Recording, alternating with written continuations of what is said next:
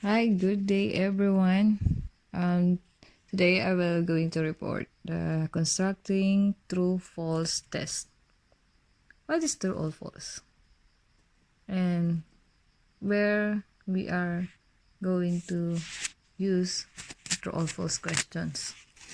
True or false questions are used probably because they take relatively short time to administer and easier to write and score. Some believe true false questions only assess trivial learning, encourage memorization, and easy to obtain the correct answers through guessing. Well written and thoughtful true false questions can also be used to assess higher order learning. However, they should not be used as the only way to assist student learning. Binomial choice test. Binomial choice tests. These are the tests that have only two options, such as true or false, right or wrong, good or better, and so on. Those students who knows nothing of the content of the examination would have 50% chance of getting the correct answer by sheer guesswork.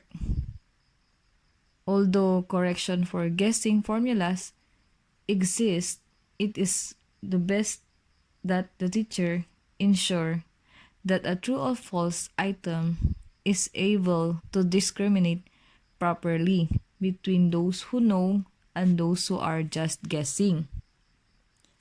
A modified true or false test can offset the effect of guessing by requiring students to explain their answer and to disregard a correct answer if the explanation is incorrect. Here are some rules of thumb in constructing true or false items. Example: do not give a hint inadvertently in the body of question. Inadvertently means accidentally or without intention in the body of the question. Example: the Philippines gained its independence in 1898 and therefore celebrated its centennial year in 2000. Obviously, the answer is false because 100 years from 1898 is not 2000 but 1998. So the answer is false. Rule number 2. Avoid using the words always, never, often, and other adverbs that tend to be either always true or false. Example: Christmas always falls on Sunday because it is a Sabbath day. Statements that use the word always are almost always false. A test-wise student can easily guess his way through a test like this and get high score even if he does not know anything about the test because they use the always word. So obviously the answer is false. Rule number 3. Avoid long sentences as these tend to be true. Keep sentences short. Test example.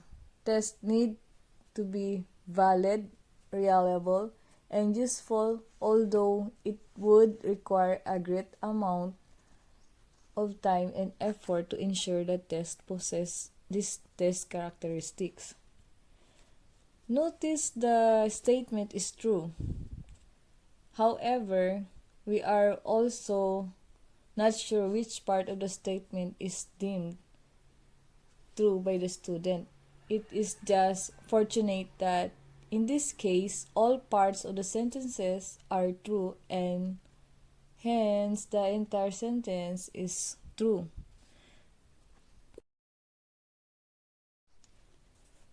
Rule number 4.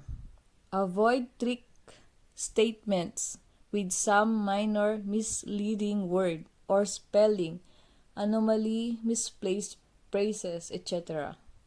A wise student who does not know the subject matter may detect the strategy and those who get the answer correctly.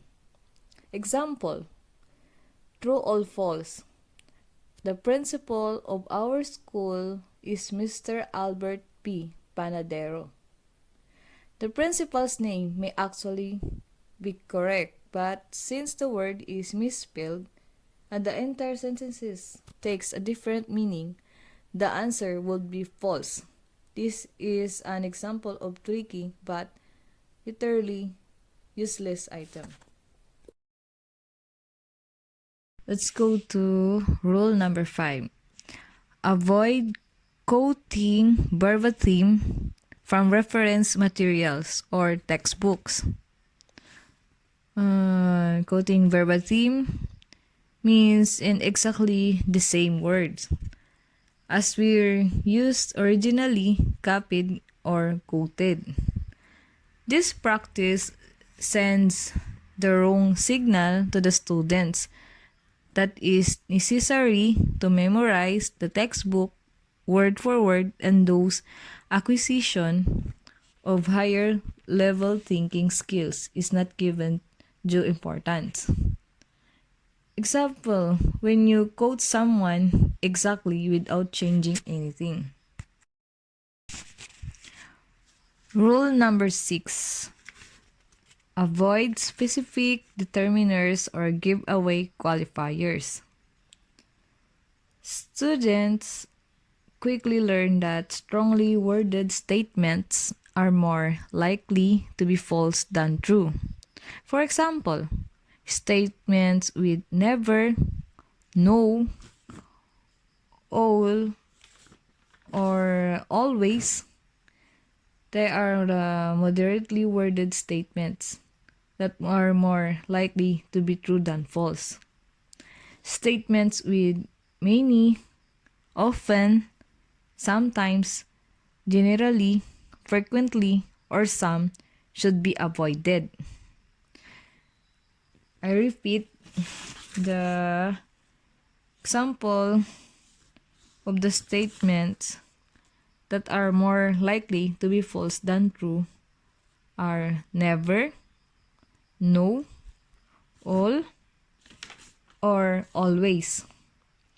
And worded statements that are more likely to be true than false, statements with many, often, sometimes, generally, frequently, or some should be avoided. Last rule, the rule number 7.